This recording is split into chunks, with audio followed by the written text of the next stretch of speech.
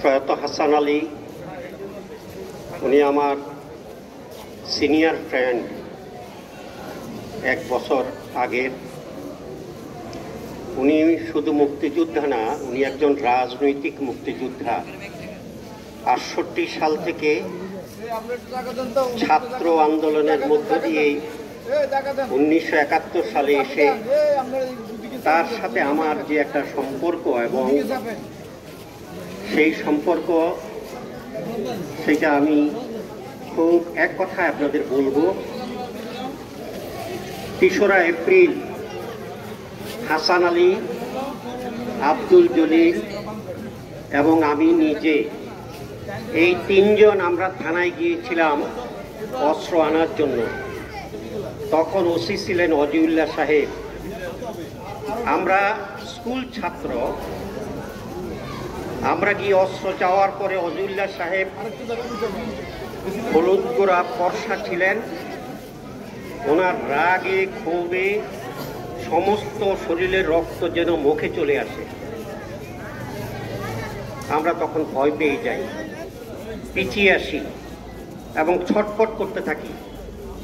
আমরা তখন সংগ্রাম কমিটির সেক্রেটারিকে খুঁজে বের করলাম, ওনাকে বললাম যে আমরা থানায় গিয়েছিলাম অস্ত্র আনার জন্য। অজিউল্লাহ সাহেব আমাদেরকে এইভাবে ধমক দিলেন, আমরা পিছিয়ে এসেছি। সংগ্রাম কমিটির সেক্রেটারি আমিলক মাস্টার সাহেব আমাদের দিকে অবাক বিস্ময়ে তাকিয়ে থাকলেন। তিনি বললেন যে তোমাদের মাথায় এটা আসলো, আমার মাথায় আসলো না কেন? তো 3 তারিখ, সেখানে 4 তারিখে মিছিল করে গিয়ে যখন আমরা সমস্ত অস্ত্র 24টা 303 রাইফেল এবং সেখানে আপনার সমস্ত কার্টিস, ওই ইউনাইটেড ব্যাংক যেটা আজকে জনতা ব্যাংক, সেটা 2টা দোনালা বন্দুক, এগুলি এনে ওয়াবদা রেস্ট হাউসে রেখে করিম সুবেদার সাহেবের সাথে আমরা হস্তান্তর করি। এই হলো তার সাথে আমার একটা ঐতিহাসিক যে সম্পর্ক। আমি এটা আপনাদের আজকের এই সভায় এই সমর্থন জানিয়ে আমার সংক্ষিপ্ত বক্তব্য।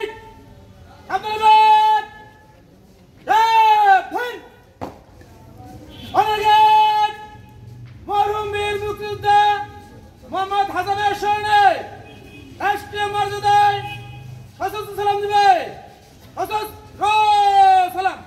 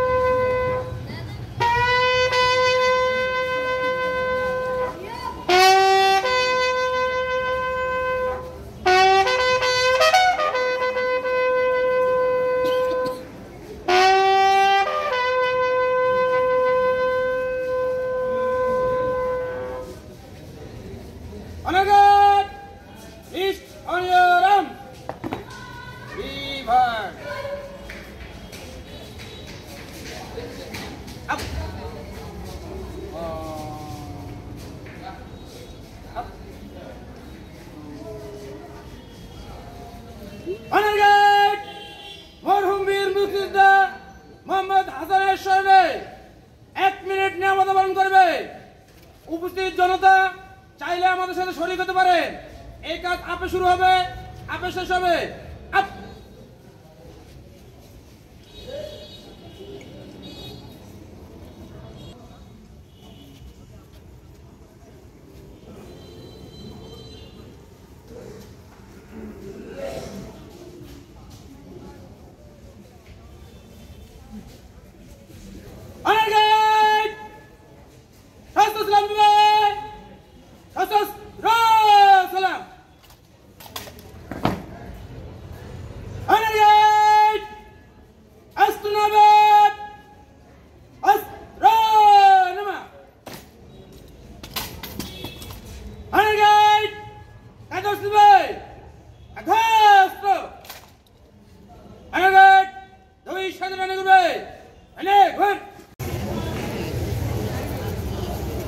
ধন্যবাদ। মুসলমান ভাইরা, আমরা আমাদের সামনে যার লাশ নিয়ে আমরা দাঁড়িয়ে আছি, একটু পরেই এই পৃথিবী থেকে মাটি নিচে চলে যাবে। আমাদের সবাইকে এইভাবে চলে যেতে হবে। আসলে এই বীর মুক্তিযোদ্ধা 1971 সালে আমারই ক্লাসমেট ছিল, আমরা একসাথে খেলাধুলাও করতাম। মানে অত্যন্ত সাহসী ছিল। আপনারা শুনেছেন আমাদের দুলাল ভাই বলছে, তো আমি বলবো সে খুব সদালাপী লোক ছিল। যাকে দেখতো সে বিনয়ের সাথে কথা বলতো। আপনারা এই পরিচয়দের অনেকেই জানেন, যেহেতু তার বাসা বাড়ি ফরিদগঞ্জের উপরে ছিল। আমি বলবো যদি কোনো ভুল ত্রুটি হয়ে থাকে, এই দেশ মাতৃকার জন্য জীবন দিয়ে লড়াই করে স্বাধীন করে গেছে, আমরা স্বাধীন দেশে বাস করছি। আজকে বিদায় বেলায় তার যদি কোনো ভুল ত্রুটি হয়ে থাকে ক্ষমা করবেন, এবং যদি কোনো দেনাপানা কারো থাকে, তার ছেলেরা আছে, তাদেরকে জানাবেন। আর আমরা মুক্তিযোদ্ধা সংসদের পক্ষ থেকে বলবো, আপনারা তার ছেলে মেয়ে এবং তার পরিবারবর্গকে যারা আশেপাশে আছেন একটু দেখবেন, মনে রাখবেন। আলী বীর মুক্তিযোদ্ধা, তিনি আমার সম্পর্কে ভাগ্নে লাগতো, কারণ মেয়ের আলী পাটোয়ারি বাড়ি আমার পুকুর বাড়ি। তো ওই দিক থেকে ওনাদের সাথে আমাদের খুব একটা পারিবারিক সম্পর্ক ছিল। তাছাড়া আজকে যেখানে জানাজা হচ্ছে তার থেকে এই কয়েক গজ পূর্ব পাশে হাসান মামা, ওনার বাবার কোরবানিয়া হোটেল, অনেকে যারা প্রবীণ আছেন জানেন যে ওখানে ওনার জীবনটা কেটেছে। আর ওনার সম্পর্কে তো দুলাল ভাই বলেছেন অনেক বর্ণাঢ্য ইতিহাস। তো আপনারা ওনার জন্য দোয়া করবেন যেন মহান আল্লাহ ওনাকে জান্নাতবাসী করে। আমরা বেশি কিছু বলে আসলে যারা উপস্থিত হয়েছেন আপনাদের ধৈর্য। বড় ছেলে, আমার বাবা এই ফরিদগঞ্জেরই সন্তান, এখানেই একদম ছোট থেকে বড় হয়েছেন, ব্যবসা বাণিজ্য এখানে করেছেন, শিক্ষা জীবন এখানে কাটিয়েছেন। এই দীর্ঘ পথে যদি আপনাদের কারো মনে কোনো প্রকার দুঃখ দিয়ে থাকে, অথবা আপনারা যদি কোনো কষ্ট পেয়ে থাকেন ওনার কোনো আচরণে, দয়া করে ওনাকে মাফ করে দিবেন। আমি ওনার বড় সন্তান হিসাবে ওনার পক্ষ থেকে আপনাদের কাছে ক্ষমা চাচ্ছি। এবং উনি আমাদেরকে অত্যন্ত স্নেহ করতেন। উনি সারাটা জীবন এই ফরিদগঞ্জ বাজারে তার কর্মজীবন থেকে শুরু করে শিক্ষা জীবনে উনি ফরিদগঞ্জে কাটিয়েছেন। সেক্ষেত্রে উনি চলাফেরার মাঝে যদি কারো মনে কোনো আঘাত দান করে, আপনারা সকলে নিজ গুণে ক্ষমা করবেন। এ বলে আমি আমার সংক্ষিপ্ত আলোচনা এখানে শেষ করছি। ওনার যে আদর্শ ছিলেন, যে তাহা আমরা সবাই জানি। উনি শুধু বীর মুক্তিযোদ্ধা নয়, একজন সাংবাদিকও ছিলেন, যেটা আপনারা জানেন না।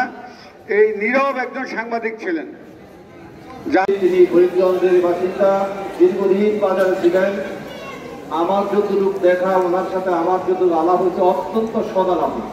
বাজারে যখনই দেখা হতো অত্যন্ত বিনয়ের সাথে আমার সাথে দীর্ঘ সময় আলাপ করতেন, বিভিন্ন বিষয় নিয়ে কথাবার্তা বলতেন। তা আমি যা দেখেছি তার বর্ণাঢ্য জীবন, একদিকে বীর মুক্তিযোদ্ধা, সাংবাদিকতার মতো পেশায় ছিলেন, একজন বড় ব্যবসায়ী ছিলেন, এবং তিনি ঠিকাদারি কাজও করেছেন। সন্তানদেরকেও তিনি ভালোভাবে মানুষ করেছেন।